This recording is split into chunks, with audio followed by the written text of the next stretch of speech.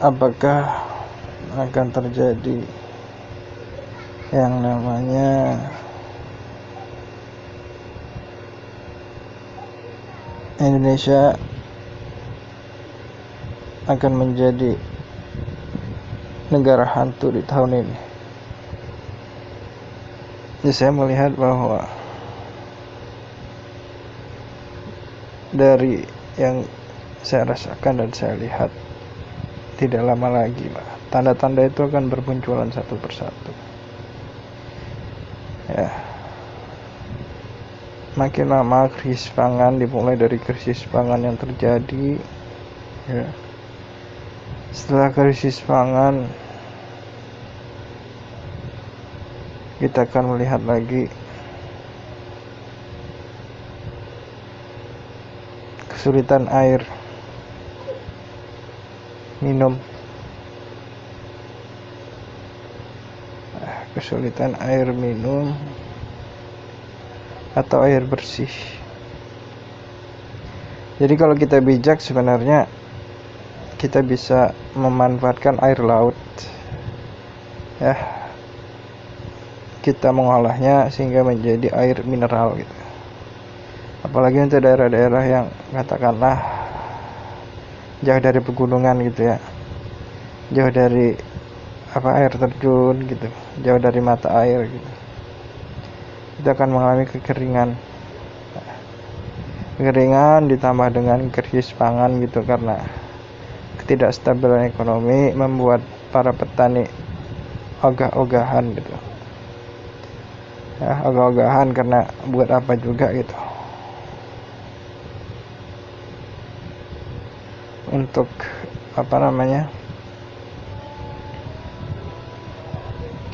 untuk bercocok tanam, sehingga akan terjadi krisis pangan. Setelah itu yang lebih buruk lagi, orang-orang yang tidak pandai memanajemen hidupnya, dia memang betul-betul akan menjadi seperti zombie ya, betul-betul menjadi seperti negara hantu gitu. Jadi kalau kita tahu hantu itu keluarnya pada saat kapan? Pada saat malam ya. Jadi pada saat malam mereka akan bergerombol gitu.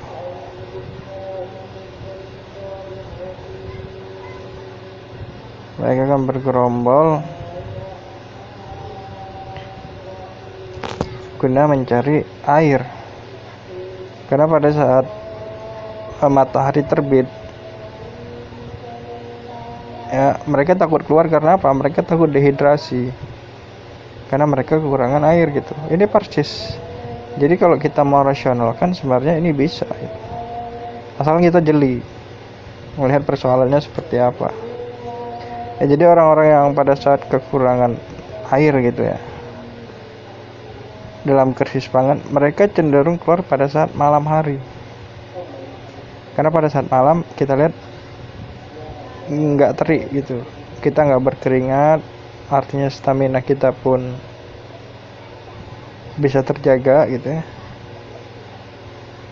Ya, kalau kita keluar pagi hari, ya kita tahu kita terkena sinar matahari, kita berkeringat, akhirnya apa? Kita merasakan yang namanya dehidrasi. Belum lagi setelah dehidrasi, karena kita lelah, kita akan merasa lapar. Beda halnya kalau kita keluar pada malam hari gitu. Jadi memang ini mengerikan sekaligus menjadi hal yang seru gitu. Seru dalam artian apa gitu? Karena ini hal yang baru. Ini benar-benar hal yang baru sebenarnya. Ya, hal yang baru untuk pertama kalinya mungkin dalam sejarah dunia gitu. Jadi orang-orang berperangnya bukan lagi pada saat pagi tapi malam. Ya, pada saat malam. Lalu bagaimana? Apakah kita harus mengikuti semuanya? Tidak. Kita punya pilihan untuk survive, bertahan hidup sembunyi ya, dengan mempersiapkan tadi yang saya bilang gitu, bahwa yang akan tetap ada itu dimanapun itu air laut. Jadi untuk orang-orang yang kira-kira memiliki pengetahuan dalam bidang mengubah air asin menjadi air tawar yang layak minum, maka dicoba dari sekarang. Ya, karena air ini sumber kehidupan, kita tahulah itu ya. Tanpa makan kita masih bisa bertahan hidup, tapi tanpa air tidak bisa.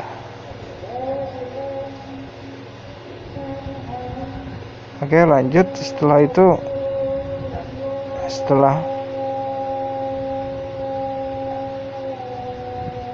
kita persiapkan segala sesuatunya, kita harus mulai bercocok tanam. Nah, kita harus mulai bercocok tanam. Cara mengakalinya, sekarang ada teknologi yang disebut dengan lampu yang bisa menggantikan sinar matahari gitu. Jadi tanaman tetap melakukan fotosintesis 24 jam. Melakukan fotosintesis 24 jam.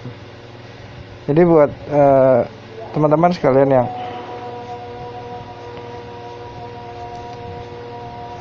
merasa punya kelebihan atau pengetahuan di bidang itu, maka coba akali gitu. Ketika tahun ini akan terjadi kekeringan, krisis pangan gitu, maka hal pertama ya tadi saya bilang, pertama mengakali air laut menjadi air tawar sehingga bisa diminum. Yang kedua, bercocok tanam gitu. Karena kita tahu bahwa bercocok tanam ini membutuhkan waktu yang lama, maka cara mengakalinya kita menggunakan lampu sinar apa ya, saya juga lupa. Tapi yang jelas sinar itu bisa menggantikan cahaya matahari dan melakukan fotosintesis selama 1 hari penuh gitu. Jadi tidak ada berhenti. Jadi tanaman itu terus berproses tumbuh dengan cepat. Ya. Lalu setelah krisis pangan, ketidakstabilan ekonomi, otomatis lampu atau listrik ini akan mati.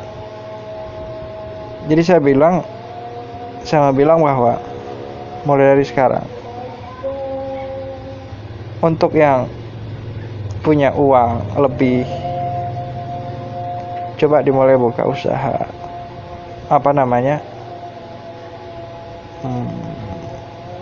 tenaga surya ya, tenaga surya coba dibuka, atau kalau memang nggak ada, cukup untuk diri sendiri saja gitu.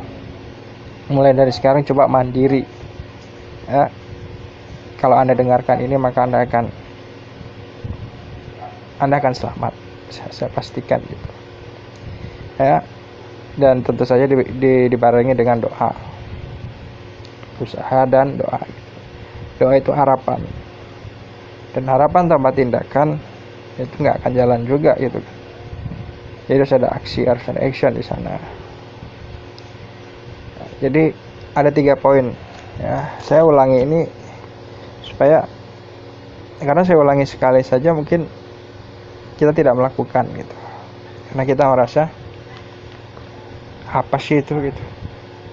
Tapi ketika itu sudah terjadi dan Anda baru menyadarinya, maka Anda hanya akan menyesal ya. Sebenarnya manusia ini dibekali dengan intuisi sama manusia semuanya ya. Pertanyaannya, kita mau mendengarkan intuisi kita atau tidak ya, mendengarkan intuisi kita atau tidak. Dan saya orang yang sangat mendengarkan intuisi itu, karena saya sering gitu ya, setahun yang lalu gitu, saya ingin melakukan sesuatu, dan ternyata di tahun depan itu sudah tenar gitu, sudah populer. Sayangnya saya tidak mendengarkan intuisi saya, dan itu terus terjadi gitu. Itu bukan hanya pada saat saya sudah dewasa, dari saya kira-kira berumur berapa tahun ya, 5 tahun 6 tahun, saya sering gitu ya. Saya ingin melakukan mungkin di bulan ini gitu, saya nggak jadi melakukan karena saya ragu. Kira bulan depan ternyata wah itu populer, benar apa yang saya prediksi ya. Atau dalam bahasa yang secara general itu disebut dengan Cassandra kompleks ya, kemampuan untuk melihat masa depan. Itu penting, kemampuan untuk melihat masa depan itu sangat penting ya. Artinya itu mungkin kelebihan yang diberikan kepada saya, kelebihan yang diberikan kepada saya, dan Anda juga punya itu gitu, asal Anda mau mengasahnya. Jadi caranya mengasah intuisi ini satu ya, memang dengan lebih banyak sabar ya. Anda harus tertutup, Anda harus menjadi orang yang tertutup, lebih banyak menyendiri gitu ya. Dengan menyendiri ya, saya sudah juga pernah jadi orang yang ekstrovert gitu ya. Saya membuka diri saya dengan selebar-lebarnya gitu. Akhirnya saya berpindah menjadi orang yang introvert gitu kan. Saya berpindah posisi karena beberapa faktor gitu.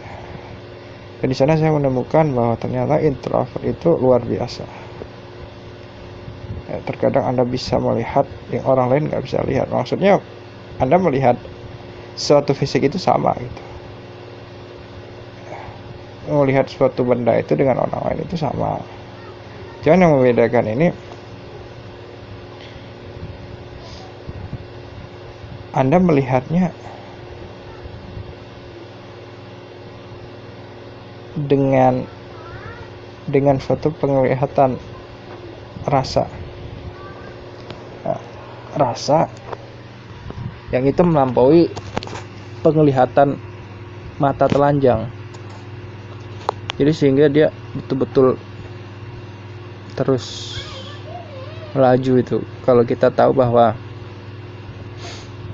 teorinya Albert Einstein ya tentang relativitas, bahwa setiap orang itu punya dimensi waktu yang berbeda-beda sebenarnya. Jadi jam di dinding itu, saya tegaskan, itu hanya pemersatu kita semua ya, itu sebagai standar ya, supaya jam kerja kita jelas bahwa itu ini jam 7 gitu kan, kita masuk jam 7. Jadi kalau di atas jam 7 ya kita terlambat, di bawah jam 7 ya kita nggak terlambat. Itu sebagai standar ya, sebagai tolak ukur, sebagai acuan, apalagi istilahnya itu sebagai penengah ya. Banyak istilahnya ya yang bisa kita pahami ya. Tapi lagi-lagi karena waktu itu kan relatif, mungkin saya ini sebenarnya tidak lagi berada di dimensi bulan ini gitu. Di bulan di bulan yang mungkin tahun 2022, di bulan 1 ini ketika saya sedang merekam suara ini gitu. Mungkin saya sudah jauh. Mungkin ada teman-teman yang sudah lebih jauh lagi gitu perjalanan spiritualnya gitu, sudah ke ujung, sudah menuju ke ujungnya ujung gitu, paling ujung dia. Mungkin ada teman-teman yang karena terlalu sibuk ya karena memang suatu keharusan juga ya, akhirnya mengalami degradasi gitu, kemunduran, atau statis masih di tahun yang dulu gitu. Sekalipun teman-teman berada di tahun masa depan, tapi spiritual teman-teman atau roh teman-teman itu masih berada di masa lalu. Jadi sebenarnya ini bukan hal yang hal yang luar biasa gitu, karena ini bisa kita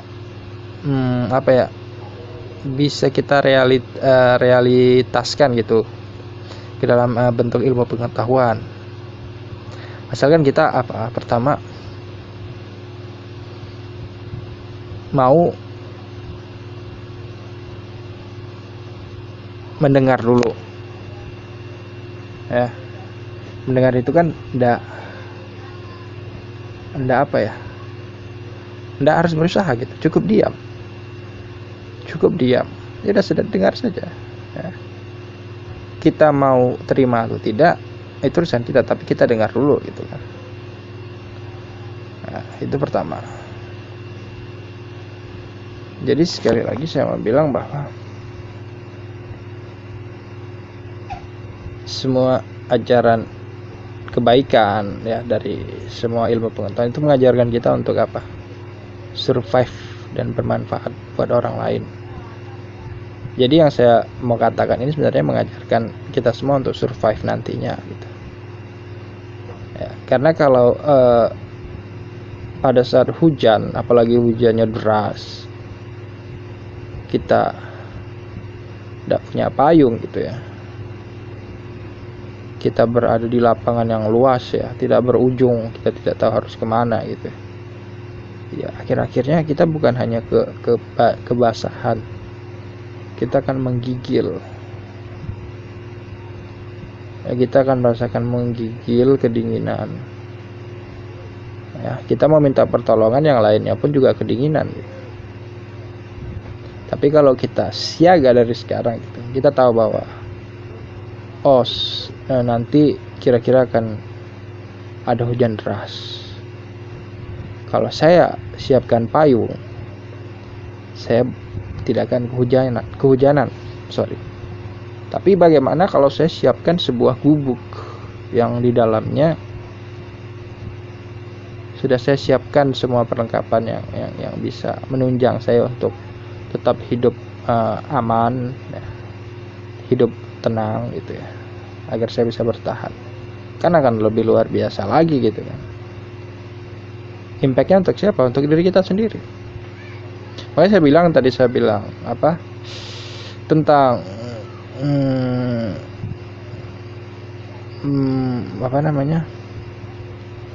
merubah air laut menjadi air tawar, mulai bercocok tanam dengan teknologi yang sekarang sudah ada gitu ya. Yang kedua itu tadi bercocok tanam. Yang ketiga mulai mempersiapkan energi tata surya gitu ya. Karena kalau ekonomi sudah lumpuh, orang-orang jangankan untuk bekerja ya, untuk masalah perut saya tidak terpenuhi. Nah, itu kan sebenarnya dasarnya dulu gitu. Ketika perut ya, masalah perut tidak terpenuhi, udah usah yang lain-lain lah, nggak ada orang yang mau kerja gitu. Nah, jadi saya rasa listrik pun akan padam. Jadi memang kita akan diterpa sebuah bencana mengerikan, kekeringan ya, krisis pangan ya, ekonomi yang sangat buruk yang pernah terjadi dalam sejarah.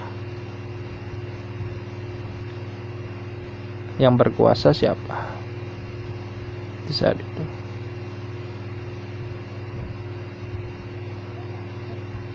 Yang berkuasa ya yang sudah mempersiapkan.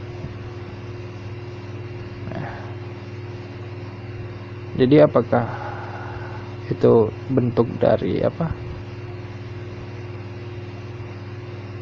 bentuk dari sebuah ketidakpastian? Enggak. Sekali saya bilang bahwa ini adalah sebuah fakta. Kita manusia, sekali lagi saya bilang,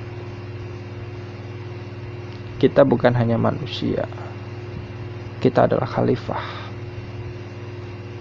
Semua yang sudah kita yang kita butuhkan sebenarnya sudah ada dalam diri kita. Tinggal kita mau atau tidak mendengarkan suara hati kita. Suara hati kita. Jadi kalau mungkin Anda merasa ragu, mungkin Anda yang sudah katakanlah cukup finansial atau lebih, Anda bisa mempraktekkan yang saya bilang. Coba untuk menyepi, ya, menyepi artinya coba untuk kurang lebih 2 bulan lah, ya, minimal 2 bulan. Anda bukan tidak bersosialisasi maksudnya, coba lebih sering berada dalam kamar sendiri gitu ya. Diam saja, tidak usah ngapa-ngapain, diam saja di dalam kamar ya. Diam saja, Anda diam saja selama kurang lebih 2 bulan. Nah, di sana Anda akan mendengarkan suara dari dalam diri. Ini bukan mistis ya. Ini bisa kita rasionalkan dalam ilmu pengetahuan gitu ya. Tapi nanti mungkin dibuktikannya nanti. Karena ilmu pengetahuan ini kan lambat ya. Lambat ya, karena sekali lagi research itu kan membutuhkan proses yang panjang, dana yang besar ya, SDM yang harus yang harus sangat ahli dalam bidangnya. Jadi butuh proses. Jadi buat kita yang yakin, lakukan saja ya. Kurang lebih Anda selama itu jauhkan semua ponsel, alat-alat elektronik ya, alat elektronik seperti HP atau apapun gitu, kecuali Anda ingin mendengar nasihat atau sesuatu yang tidak berbau ilmu pengetahuan seperti spiritual, silahkan. Tapi alangkah lebih baiknya jauhkan elektronik, jauhkan segala elektronik Anda ya. Di sana perlahan-lahan Anda akan mendengarkan suara dari dalam diri Anda itu. Anda akan mendengarkan. Semakin dalam Anda akan mendengarkan gitu. Jika memang kita bertemu di dimensi yang sama, maka Anda akan paham apa yang saya katakan. It's not a bullshit, but it is a fact. Ini adalah fakta ya. Faktanya bukan berbentuk present tapi future. Jadi sekali lagi saya mau bilang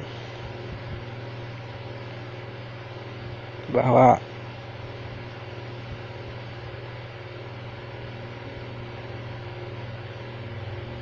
dalam dinamika hidup yang tidak pasti gitu, yang tidak pasti, orang-orang yang hanya hidup untuk hari ini gitu, yang hanya memikirkan hari ini, sengaja menumpulkan intuisi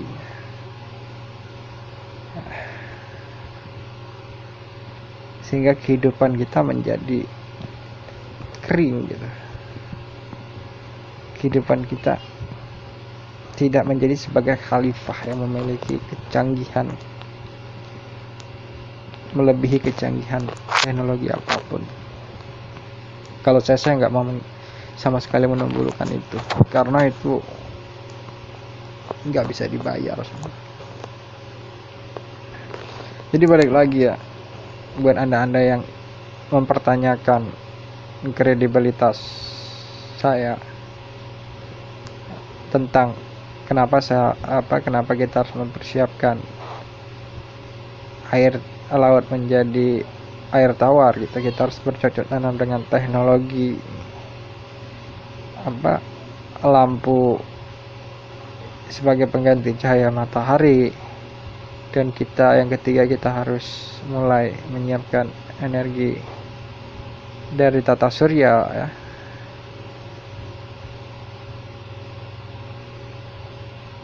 Nah, karena